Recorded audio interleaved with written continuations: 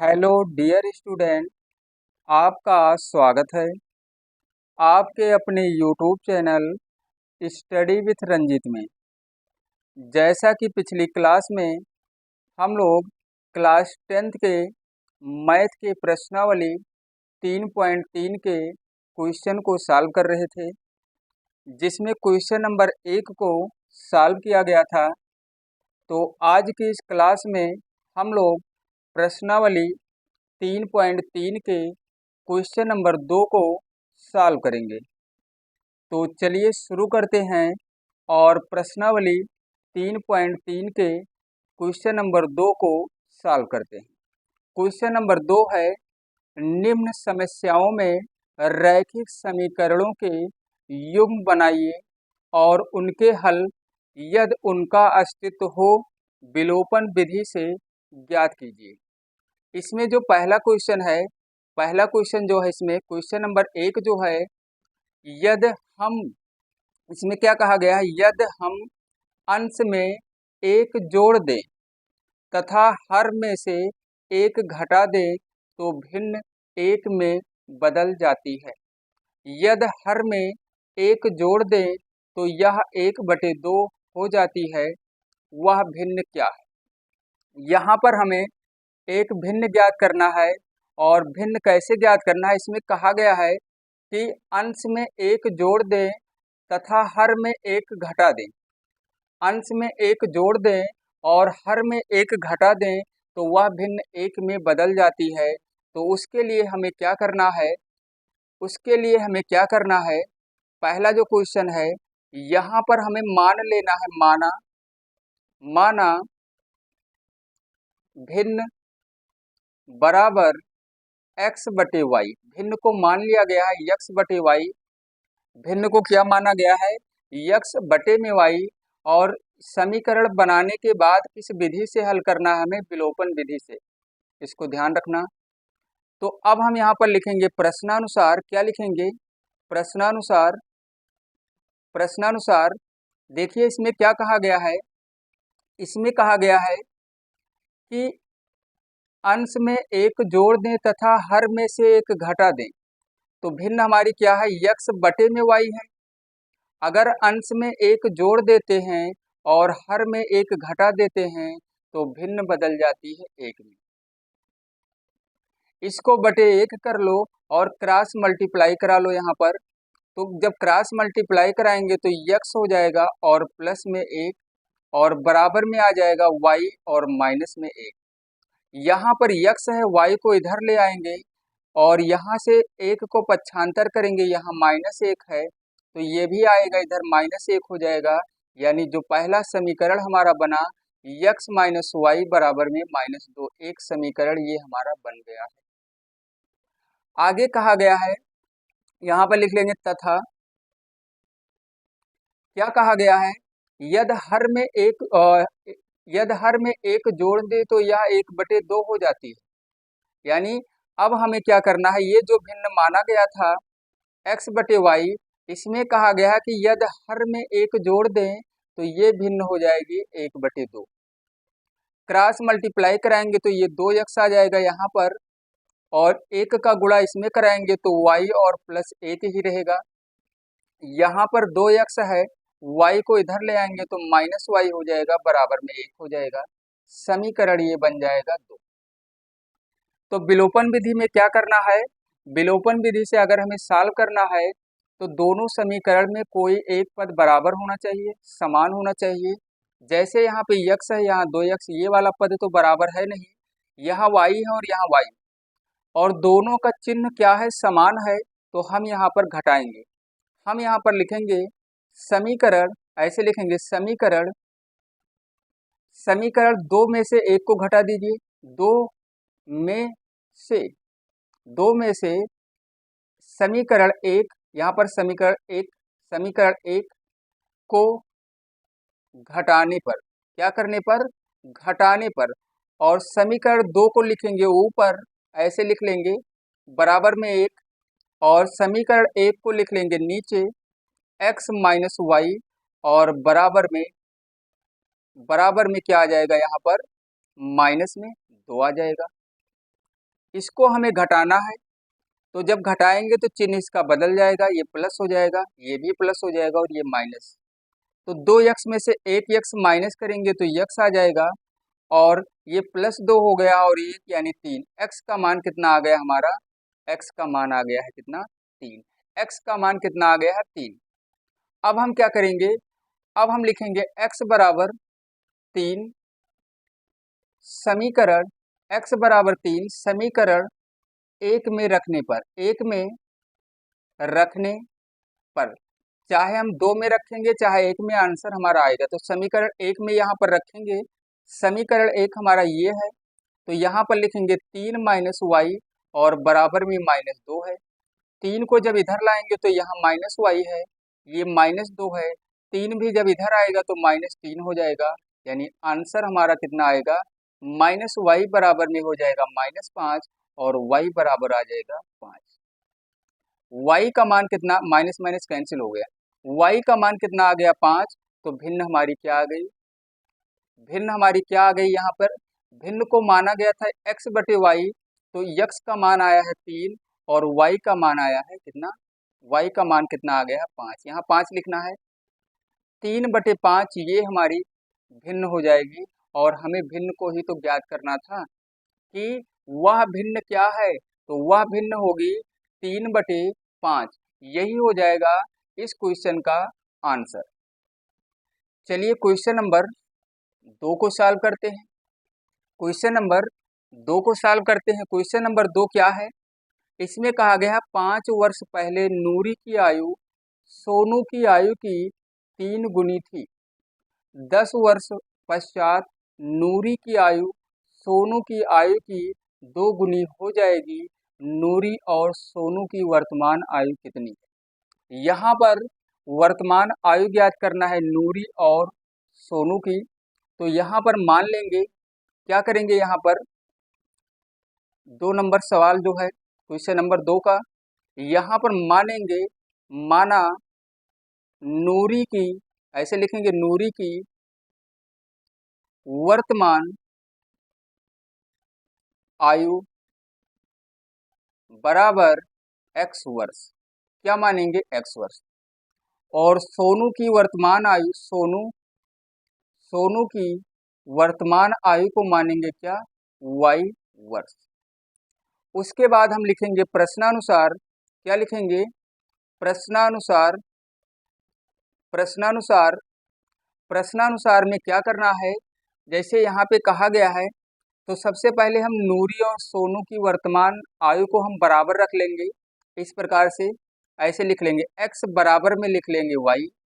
अब देखिए कहा गया 5 वर्ष पहले, क्या कहा गया है? 5 वर्ष पहले, यानी 5 इसमें से भी माइनस होगा और 5 इसमें से भी माइनस होगा। 5 वर्ष पहले नूरी की आयु सोनू की आयु की 3 गुनी थी, तो 3 गुना हमें करना है और किसकी आयु में करना है? सोनू की आयु में। तो यहाँ पर x माइनस क्या है? 5। यहाँ पर आ जाएगा 3y और 3 से गुणा 5 में कराएंगे तो माइनस में आ जाएगा 15। उसके बाद 3y को हम पक्षांतर कर लेंगे तो x माइनस में हो जाएगा 3y। यहाँ पर -15 है, ये 5 जब इधर आएगा तो +5 हो जाएगा, यानी माइनस में क्या आ जाएगा? 10। ये हमारा बन जाएगा समीकरण 1। क्या बन जाएगा? समीकरण 1। तथा आगे भी तो क्वेश्चन में कुछ कहा गया है, और फिर कहा गया है कि 10 वर्ष पश्चात नूरी की आयु, तो यहाँ भी हम x और y को बराबर ऐसे रख लेंगे, x और y को ऐसे बराबर कर लेंगे। 10 वर्ष पश्चात यानी 10 इसमें जुड़ जाएगा और 10 इसमें भी जुड़ जाएगा, क्योंकि वर्तमान आयु x है तो 10 वर्ष बाद क्या हो जाएगी? x + 10 हो जाएगी, y + 10 हो जाएगी। कितनी गुनी हो जाएगी? यहाँ पे कहा गया है सोनू की आयु की 2 गुनी हो जाएगी। जैसे यहाँ 3 गुना किया गया था, यहाँ पर हमें 2 गुना कर देना है ऐसे, उसके बाद गुणा करा लेना है। इसको हमें ऐसे ही लिख लेना है, यहाँ पर आ जाएगा 2y और यहाँ पर आ जाएगा 20। तो x माइनस में हो जाएगा 2y, पक्षांतर जब करेंगे 10 उधर जाएगा तो 20 में से 10 माइनस हो गया तो आ गया कितना? 10। समीकरण हमारा 2 बन गया। समीकरण 1 और 2 में हमारा यक्स वाला पद बराबर है और दोनों का चिन्ह भी समान है, तो हम यहाँ पर लिखेंगे समीकरण 2 में से समीकरण 2 में से समीकरण 1 को घटाने पर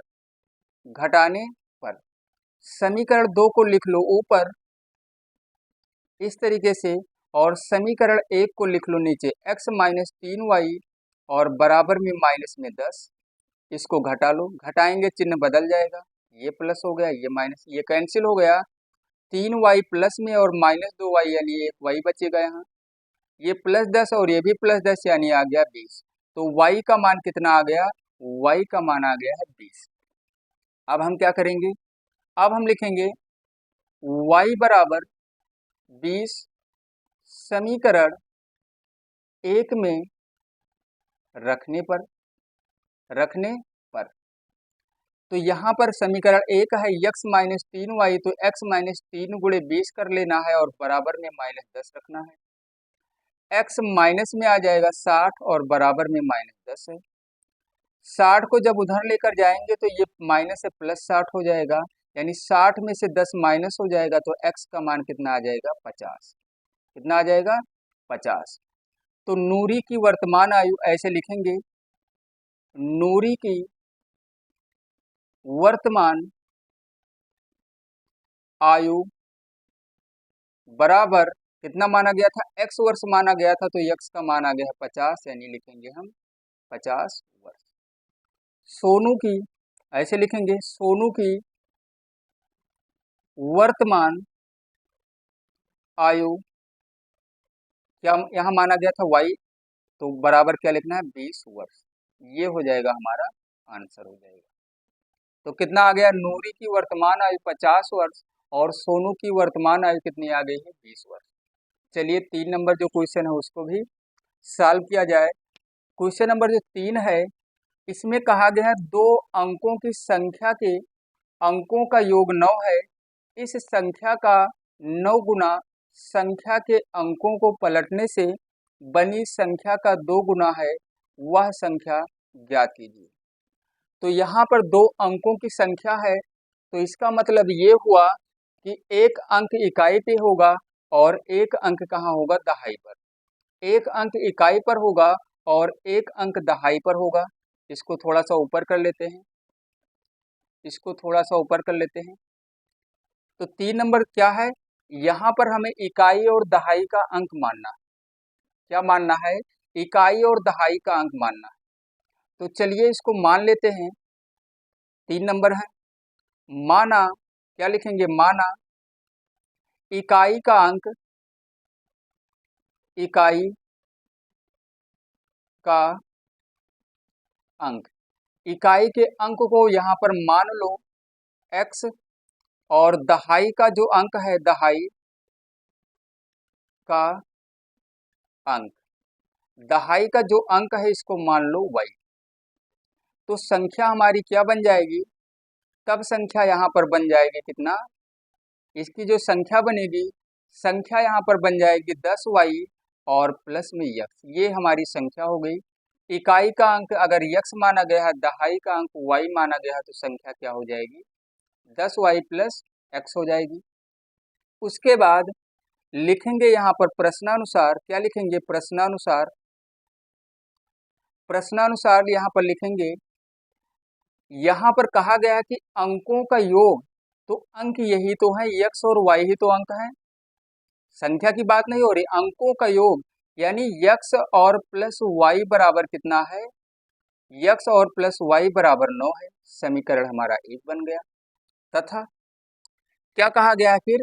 अंकों को पलटने पर इकाई का अंक, अगर अंकों को पलट देंगे, ऐसे लिख लेते हैं, अंकों को पलटने पर इकाई का अंक, इकाई का अंक x नहीं, इकाई का अंक यक्स माना गया था, अंकों को पलटना है तो इकाई का अंक क्या हो जाएगा वाई, इकाई का अंक क्या हो जाएगा वाई, तथा दहाई का अंक, दहाई का अंक, दहाई का अंक हो जाएगा यक्स। तो अब नई संख्या क्या बनी, नई संख्या, नई संख्या क्या बनी, नई संख्या बन जाएगी 10x और प्लस वाई। क्या बन जाएगी नई संख्या 10x प्लस वाई। 10x देखिए यहाँ पे कहा गया था कि संख्या के अंकों को पलटने से बनी संख्या का 2 गुना है, मतलब इस संख्या का 9 गुना, किस संख्या का, इस संख्या का 9 गुना, और अंकों के स्थान को अगर पलट दिया जाए तो जो नई संख्या है उसका क्या है, उसका 2 गुना है। तो चलिए अब इसको लिखते हैं प्रश्नानुसार, दोबारा से लिख लेते हैं। प्रश्नानुसार, प्रश्नानुसार क्या लिखेंगे, जो हमारी यहाँ नई संख्या बनी, नई पहली जो संख्या मानी गई थी कितनी, इसको हम x प्लस 10y भी तो लिख सकते हैं, पहले x लिख लो इसको बाद में लिख लो। ऐसे भी लिख सकते हैं, x प्लस में 10y भी लिख सकते हैं, बराबर में क्या है 10x और प्लस y। इसका जो 9 गुना है, जो ये संख्या है इसका 9 गुना इसके 2 गुने के बराबर है। तो यहाँ पर आ जाएगा 9x और यहाँ पर आ जाएगा 90y। यहाँ पर आ जाएगा कितना, यहाँ पर आ जाएगा 20x और यहाँ पर आ जाएगा 2y। जब पक्षांतर करेंगे तो 9x में से 20x माइनस हो जाएगा, 9x में से 20x माइनस हो जाएगा तो माइनस में बचेगा 11x।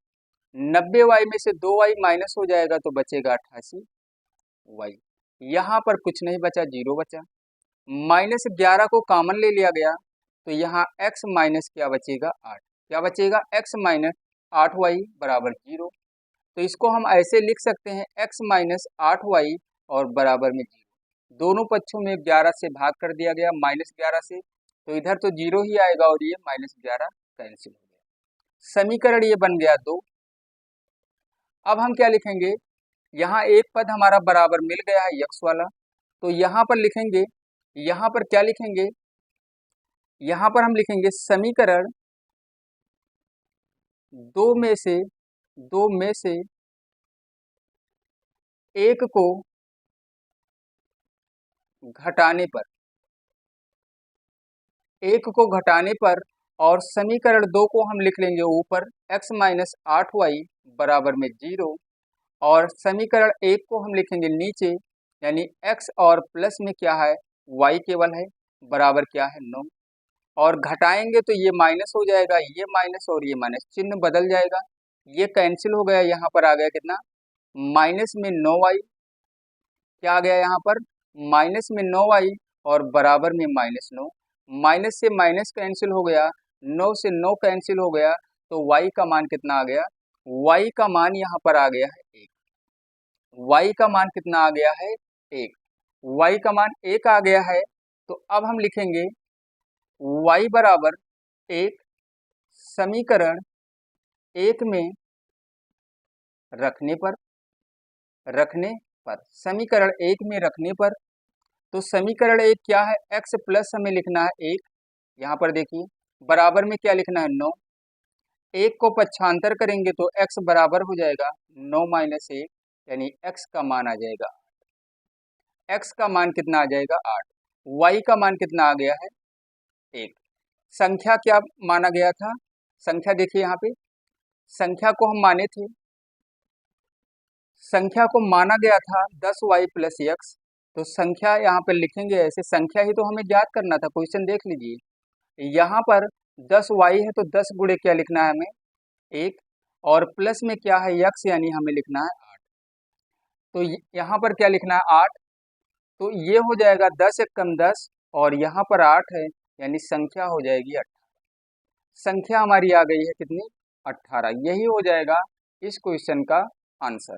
संख्या ज्ञात कर लिया गया है और संख्या का मान कितना आ गया है 18। चलिए क्वेश्चन नंबर 4 है, इसको भी सॉल्व करते हैं। इसमें कहा गया है मीना 2000 रुपये निकालने के लिए एक बैंक गई। उसने खजांची से 50 रुपये तथा 100 रुपये के नोट देने के लिए कहा। मीना ने कुल 25 नोट प्राप्त किए। ज्ञात कीजिए कि उसने 50 रुपये और 100 रुपये के कितने कितने नोट प्राप्त किए। तो यहाँ पर मान लो, माना 50 रुपये के नोटों की संख्या को मान लो यक्स, क्या मानेंगे 4 नंबर, माना ऐसे लिखेंगे, माना 50 रुपये के नोटों की संख्या, नोटों की संख्या इसको मान लो यक्स, और 100 रुपये के नोटों की संख्या, 100 रुपये के नोटों की संख्या को मान लो वाई, ऐसे इसको मान लो। उसके बाद यहाँ पर लिखो प्रश्नानुसार, प्रश्नानुसार, प्रश्नानुसार यहाँ पर लिखेंगे। प्रश्नानुसार में क्या कहा गया है कि यहाँ पर मीना जो है बैंक से कितने रुपए निकालने गई, 2000 रुपये, और उसने खजांची से क्या कहा कि 50 रुपये और 100 रुपये के नोट हमें दीजिए, यानी नोट देने के लिए कहा। मीना ने कुल 25 नोट प्राप्त किए। ज्ञात कीजिए कि उसने 50 और 100 रुपये के कितने कितने नोट प्राप्त किए। देखिए यहाँ पे मीना ने कुल 25 नोट प्राप्त किए, मीना ने कुल 25 नोट प्राप्त किए, यानी ये 50 रुपये के नोटों की संख्या है और ये 100 रुपये के नोटों की संख्या है। तो हम लिख सकते हैं x प्लस वाई बराबर क्या लिख सकते हैं 25। ये हो गया समीकरण 1। क्या हो गया, समीकरण 1 हो गया। और अब हम क्या करेंगे, 50 रुपये के नोटों की संख्या, तो इसको हम 50x कर लेते हैं तथा लिख लेते हैं 50x और प्लस में 100x लिख लेंगे। तो टोटल कितना होना चाहिए, टोटल होना चाहिए 2000। तो टोटल कितना होना चाहिए, कितने रुपए होना चाहिए, 2000 रुपये। ये हमारा हो जाएगा समीकरण 2। अगर हम समीकरण 1 में 50 से गुणा कर दें, गुणा करने पर अगर गुणा कर देंगे तो एक पद हमारा बराबर हो जाएगा, यानी यहाँ आ जाएगा 50x और यहाँ आ जाएगा 50y, और ये हो जाएगा, इसमें जब 50 से गुणा करेंगे तो यहाँ पर आ जाएगा 50 से जब गुणा करेंगे तो यहाँ पर 0 और 5 पंचे 25, 5 दूनी 10 और 10 और 2 हो जाएगा 1250। ये हो जाएगा समीकरण 3। समीकरण 3 का एक पद और समीकरण 2 का एक पद बराबर हो गया है। ये वाला पद देखिए, ये पद बराबर हो गया है। इसका मतलब ये हुआ कि समीकरण अगर हम 3 में से, समीकरण 3 में से समीकरण 2 को घटा दें, ऐसे भी लिख सकते हैं। तो समीकरण 3 को लिख लो ऊपर ऐसे, प्लस में क्या है, समीकरण 3 को लिख लो ऊपर प्लस में 50y है और बराबर में 1250 है यहाँ पर। समीकरण 2 को लिख लो नीचे 50x और यहाँ पर क्या है प्लस में 100y और बराबर 2000 हमें लिखना है। इसको हमें घटाना है। घटाने के लिए हम क्या करेंगे, समीकरण 3 में से 2 को घटाना है, इसको लिख लेना, पूरी एक लाइन यहाँ लिख लेना। ये माइनस हो जाएगा, ये भी माइनस हो जाएगा, ये भी माइनस, ये तो हमारा कैंसिल हो जाएगा। यहाँ आ जाएगा माइनस में 50y और यहाँ पर आ जाएगा 2000। अगर हम 1250 में से घटाएंगे तो 750 आएगा माइनस में, माइनस से माइनस कैंसिल हो जाएगा। तो 50y बराबर, या हम लिख सकते हैं, चलिए लिख लेते हैं 750, दोबारा लिख लेते हैं इसको, y बराबर आ जाएगा 750 और बटे में क्या है 50। 0 से 0 कैंसिल हो गया, 5 से ये 15 बार में कैंसिल हो गया, यानी y का मान कितना आ गया 15। y को क्या माना गया था, 100 रुपये की नोटों की संख्या। तो 100 रुपये के नोटों की संख्या तो आ ही गया हमारा 15 हो जाएगा, ठीक है। अब हम क्या लिखेंगे, y बराबर 15 समीकरण 1 में रखने पर, रखने पर 1 में हमें लिखना है x प्लस लिखना है 15 और बराबर में लिखना है 25। x को पक्षांतर करेंगे तो 25 माइनस हो जाएगा 15, तो ये आ जाएगा 10। तो x का मान 10 आ गया है और यक्स माना गया था 50 रुपए के नोटों की संख्या। तो हम लिखेंगे अब 50 रुपए के नोटों की संख्या, नोटों की संख्या बराबर 10। 100 रुपए के नोटों की संख्या, नोटों की संख्या बराबर 15। तो 15 और 10 25 नोट हो नहीं गए टोटल। क्या कहा गया था इसमें, टोटल उसे 25 नोट प्राप्त किए उसने, तो टोटल 25 नोट हो रहे हैं हमारे। ये 50 रुपए के 10 नोट, 50 रुपए के 10 नोट यानी 500 ये हो जाएगा, और 100 रुपए के 15 नोट 1500, तो 2000 भी हमारा कंप्लीट हो गया। 2000 पूरा हो गया, देख लीजिए 2000 तो ही था यहाँ पे टोटल। मीना मीना जो है, मीना 2000 ही तो निकालने गई थी, तो 2000 तो हो रहा है। 50 रुपए के 10 नोट 500, 15 नोट 100 रुपए के 1500 यानी 2000 हो गया। तो यही हो जाएगा आंसर इस क्वेश्चन का। चलिए क्वेश्चन नंबर 5 को सॉल्व करते हैं, और ये अंतिम क्वेश्चन होगा इस प्रश्नावली का। ये अंतिम क्वेश्चन होगा प्रश्नावली 3.3 का अंतिम क्वेश्चन होगा। तो चलिए इसको देखते हैं क्या है यहाँ पर। किराए पर पुस्तकें देने वाले किसी पुस्तकालय का प्रथम 3 दिनों का एक नियत किराया है, तथा उसके बाद प्रत्येक अतिरिक्त दिन का अलग किराया है। सरिता ने 7 दिनों तक एक पुस्तक रखने के लिए 27 रुपये अदा किए, जबकि सुशी ने एक पुस्तक 5 दिनों तक रखने के लिए 21 रुपये अदा किए। नियत किराया तथा प्रत्येक अतिरिक्त दिन का किराया ज्ञात कीजिए। यहाँ पर हम मानेंगे, यहाँ पर हम मान लेंगे, माना पहले 3 दिनों का नियत किराया, 3 दिन का किराया फिक्स है। क्या 3 दिनों का किराया जो है वो फिक्स है। यहाँ पर हम मान लेंगे, लिखेंगे 5 नंबर, लिखेंगे माना, ऐसे लिखेंगे माना पहले 3 दिन का, पहले 3 दिन का नियत किराया, नियत किराया। तो नियत किराया यहाँ पर मानेंगे क्या है, x रुपये, x रुपये मान लो। और अतिरिक्त किराया फिर लिखेंगे अतिरिक्त, अतिरिक्त किराया, अतिरिक्त किराया को हम मान लेते हैं क्या, y रुपये। फिर लिखेंगे प्रश्नानुसार, प्रश्नानुसार, प्रश्नानुसार देखिए ये तो 3 दिन का किराया हमारा फिक्स है, यानी ये नियत है, ये नहीं बदलेगा। तो यहाँ पर कहा गया था कि नियत किराया है, तथा उसके बाद यहाँ से देखते हैं सरिता ने 7 दिनों तक एक पुस्तक रखने के लिए 27 रुपये अदा किए। तो 7 दिन तक वो जब रख रही है पुस्तक को, तो 3 दिन का तो किराया उसका फिक्स है। तो अतिरिक्त किराया कितने दिन का पड़ा, 4 ही दिन का। तो यहाँ पर लिखेंगे 4y और बराबर क्या लिखेंगे 27। समीकरण 1 हो गया। तथा आगे क्या कहा गया है, सुशी ने एक पुस्तक 5 दिनों तक रखने के लिए कितने रुपए अदा कर रही है, 21 रुपये।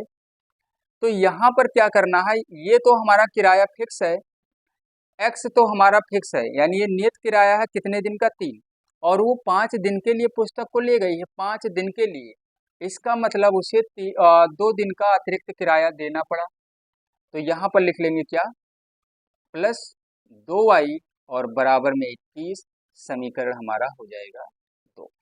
यहाँ पर ये x वाला पद हमारा समान है, यानी बराबर है, और इसका चिन्ह भी समान है।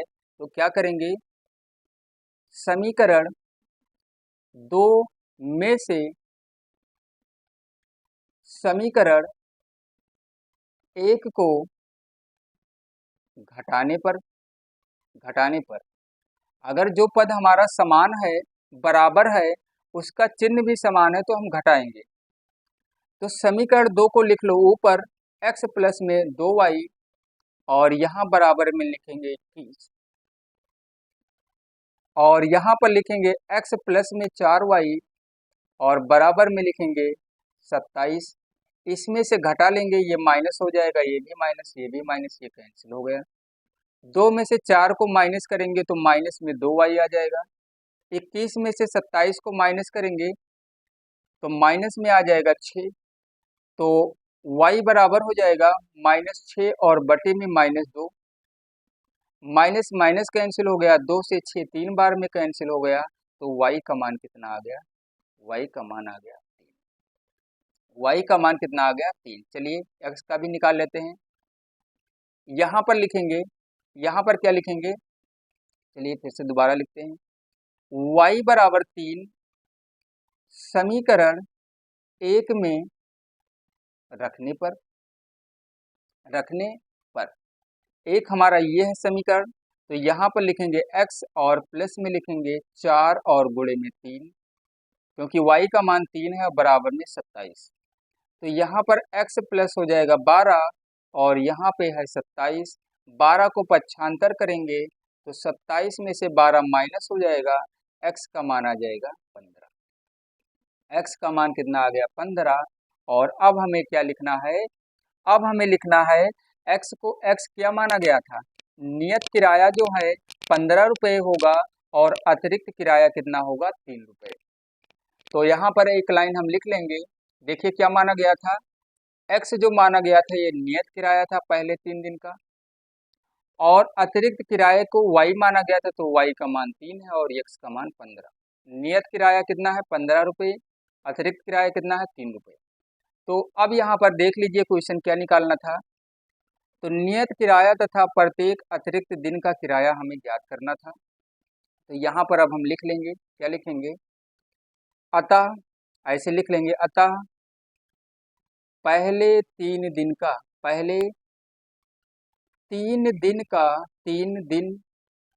का नियत किराया कितना है? 15 रुपये है। और प्रत्येक दिन का अतिरिक्त किराया क्या लिखेंगे? प्रत्येक दिन का अतिरिक्त किराया कितना है? 3 रुपये। बस यही हमें लिखना था और यही हमें ज्ञात भी करना था। तो इस प्रश्नावली 3.3 में जो क्वेश्चन नंबर 2 हमारा था, इसमें टोटल हमें 5 क्वेश्चन को सॉल्व करना था और पांचों क्वेश्चन को विलोपन विधि से सॉल्व करना था, जिसको सॉल्व कर दिया गया है। तो प्रश्नावली 3.3 समाप्त हो गया है।